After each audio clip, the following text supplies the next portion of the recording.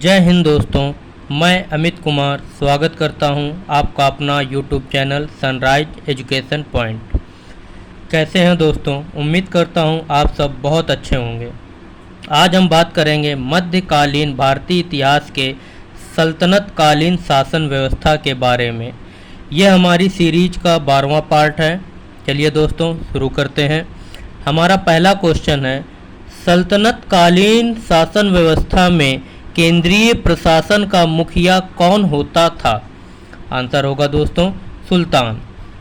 अगला क्वेश्चन है, सल्तनत कालीन प्रशासन का आधार क्या था? आंसर होगा दोस्तों इस्लाम धर्म के आदर्श तथा नियम। अगला क्वेश्चन है, मुस्लिम कानून के प्रमुख स्रोत क्या हैं? आंसर होगा दोस्तों कुरान, हदीस, इजमा और कयास। मुस्लिम कानून के यह प्रमुख स्रोत थे। अगला क्वेश्चन है दोस्तों, आरंभिक इल्बारी सुल्तानों ने स्वयं को क्या घोषित किया? आंसर होगा दोस्तों खलीफा का सहायक। अगला क्वेश्चन है हमारा, प्रथम तुर्क सुल्तान जिसने अपनी स्थिति सुदृढ़ करने हेतु अब्बासी खलीफा से नासिर अल मोमिनीन यानी कि खलीफा के सहायक की उपाधि प्राप्त की। इसका आंसर होगा दोस्तों इल्तुतमिश। इल्तुतमिश ने खलीफा के सहायक की उपाधि धारण की थी। अगला क्वेश्चन है हमारा, सल्तनत काल में केंद्रीय प्रशासन का मुखिया कौन होता था? आंसर होगा दोस्तों सुल्तान। अगला क्वेश्चन है, सल्तनत कालीन किस शासक ने खलीफा के महत्व को अस्वीकार कर स्वतंत्र सत्ता स्थापित करने का प्रयास किया? आंसर होगा दोस्तों बलबन ने। बलबन ने स्वतंत्र सत्ता स्थापित करने का प्रयास किया दोस्तों। अगला क्वेश्चन है, बलबन ने सुल्तान को क्या संज्ञा दी? आंसर होगा दोस्तों जिल्ले अल्लाह यानी कि अल्लाह की छाया। अगला क्वेश्चन है दोस्तों, किस सुल्तान ने यह कहा कि पैगंबर के बाद खलीफा नहीं बल्कि सुल्तान का ही शक्तिशाली होता है? आंसर होगा दोस्तों बलबन।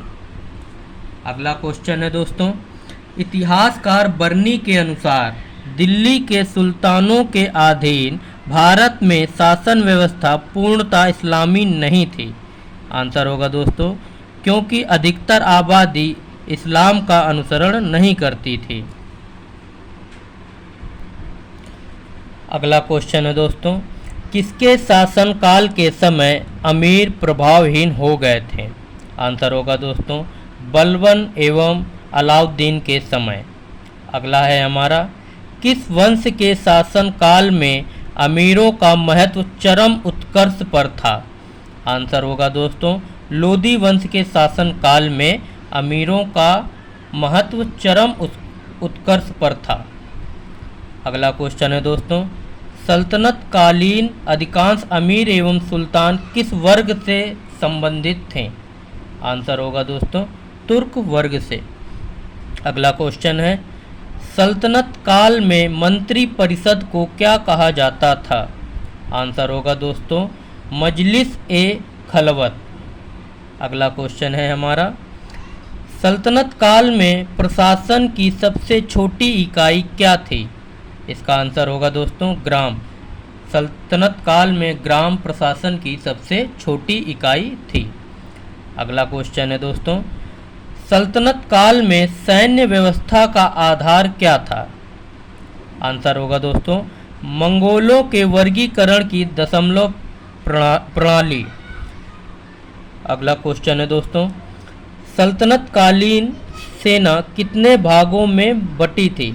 आंसर होगा दोस्तों 2।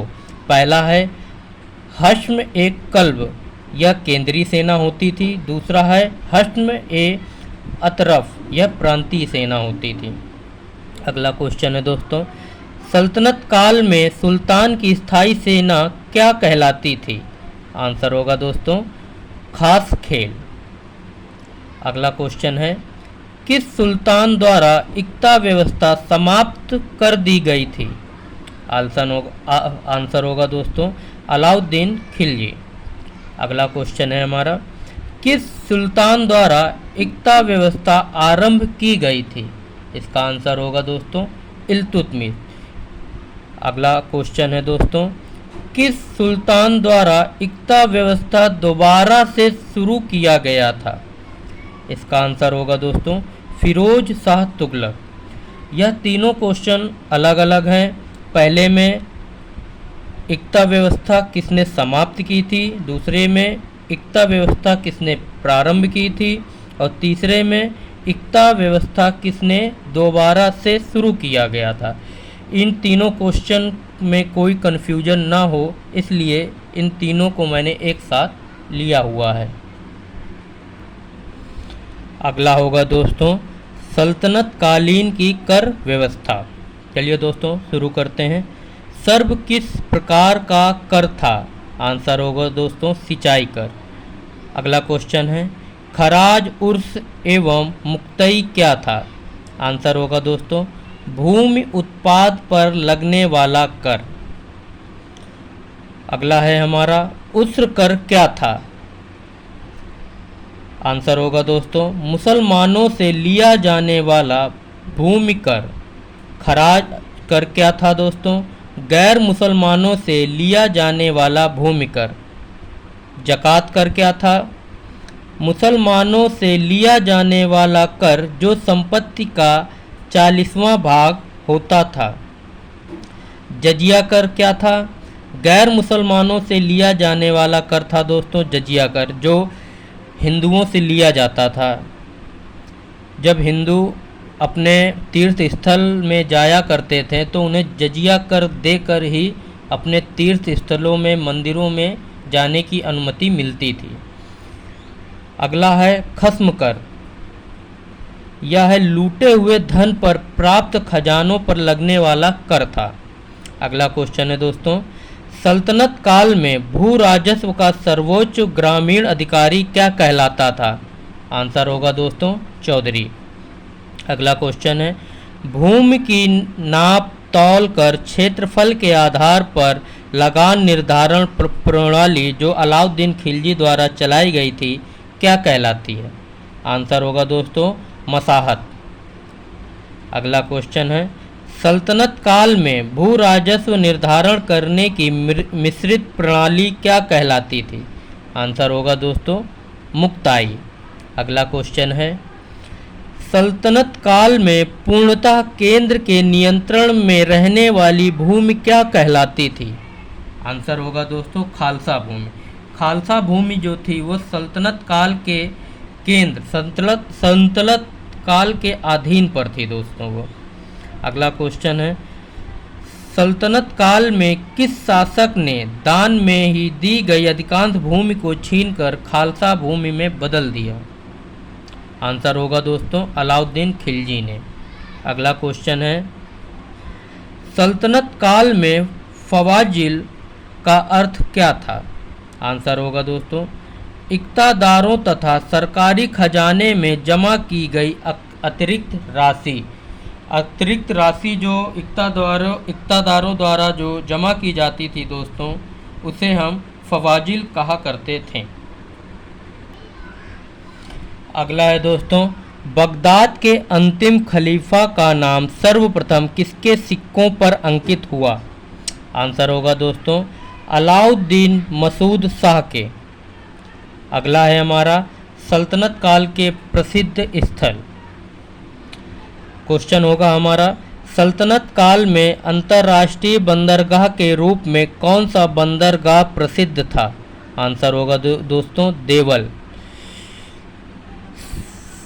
सतगांव जो स्थान था दोस्तों सल्तनत काल में वह रेशमी रजाइयों के लिए प्रसिद्ध था। अगला स्थान है दोस्तों आगरा हमारा नील उत्पादन के लिए प्रसिद्ध था। अगला स्थान है दोस्तों बनारस जो जड़ी एवं सोने चांदी के काम के लिए प्रसिद्ध था। अगला स्थान है अहिन्यवाड़ा जो व्यापारियों के तीर्थ स्थल के रूप में था। अगला स्थान है दोस्तों सरस्वती, यह उत्तम किस्म के चावल के लिए फेमस स्थान था। अगला है हमारा सल्तनत कालीन कला एवं स्थापत्य। पहला क्वेश्चन होगा दोस्तों, अलाई दरवाज़ा का निर्माण किसने करवाया? आंसर होगा दोस्तों अलाउद्दीन खिलजी। अगला क्वेश्चन है, भारत में प्रथम मकबरा जो शुद्ध इस्लामी शैली से निर्मित हुआ? आंसर होगा दोस्तों बलबन का मकबरा। अगला क्वेश्चन है, किस सुल्तान ने कुतुब मीनार की 5वीं मंजिल का निर्माण करवाया? आंसर है दोस्तों फिरोज शाह तुगलक। अगला है, कीर्ति स्तंभ प्रशास्त्र के रचयिता हैं? आंसर है दोस्तों अभिकवि। अगला क्वेश्चन है, चित्तौड़ का कीर्ति स्तंभ किसके शासनकाल में निर्मित हुआ? आंसर है दोस्तों राणा कुंभा। अगला है दोस्तों, दिल्ली सल्तनत के साहित्य। पहला क्वेश्चन है, किताब उल हिंद किसकी प्रसिद्ध रचना है? यह अल बरूनी की प्रसिद्ध रचना है किताब उल हिंद। अगला है, तूतिए हिंद अमीर खुसरो का जन्म कहाँ हुआ? आंसर होगा दोस्तों कासगंज। कासगंज में अमीर खुसरो का जन्म हुआ जिसका निकनेम है तूतिए हिंद। अगला क्वेश्चन है, अमीर खुसरो ने किस बोली के विकास में प्रमुख भूमिका निभाई? आंसर है दोस्तों खड़ी बोली। अगला है, अमीर खुसरो क्या थे?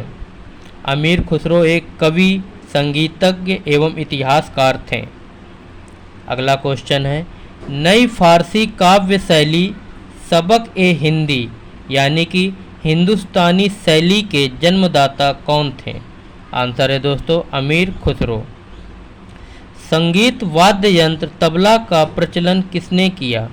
आंसर होगा दोस्तों अमीर खुसरो।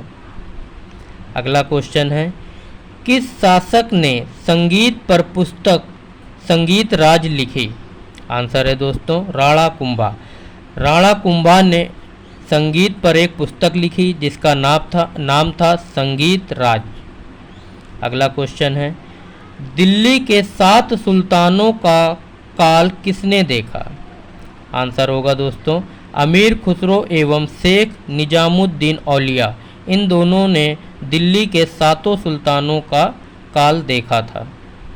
अगला क्वेश्चन होगा, प्रसिद्ध कवि अमीर खुसरो किसके दरबार में थे? आंसर होगा दोस्तों अलाउद्दीन खिलजी के दरबार में थे। अगला क्वेश्चन है, तबकात ए नासिरी के लेखक कौन थे? आंसर होगा दोस्तों मिनहाज उस सिराज। अगला क्वेश्चन है, तारीख ए फिरोज शाही के लेखक कौन है? आंसर होगा दोस्तों जियाउद्दीन बरनी। अगला क्वेश्चन है, तारीख ए मुबारक शाही के लेखक कौन है? आंसर होगा दोस्तों याहिया बिन अहमद सरहिंदी। अगला क्वेश्चन है दोस्तों, ताज उल मासिर के लेखक कौन है? इसका आंसर होगा दोस्तों हसन निजामी। हसन निजामी ताज उल मासिर के लेखक हैं।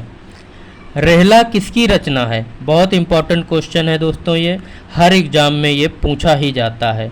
रहला इब्न बतूता की रचना है। अगला क्वेश्चन है, सल्तनत कालीन सुल्तानों ने किस भाषा के को संरक्षण दिया? आंसर होगा दोस्तों फारसी।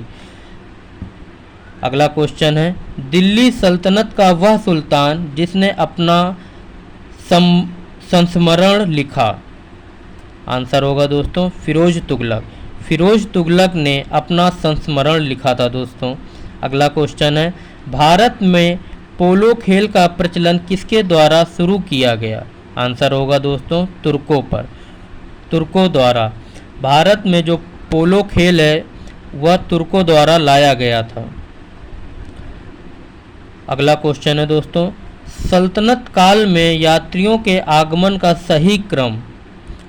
सबसे पहले सल्तनत काल में अल बरूनी आए थे, इसके बाद इब्न बतूता आए थे, इसके बाद ट्रेवर नियर आए थे और लास्ट में मनुची आए थे। अगला क्वेश्चन है दोस्तों, जौहर प्रथा का प्रचलन किसके समय प्रारंभ हुआ? आंसर होगा दोस्तों राजपूतों के समय। थैंक यू दोस्तों, आज से ये हमारा दिल्ली सल्तनत का चैप्टर ख़त्म हो जाएगा दोस्तों। थैंक यू, जय हिंद।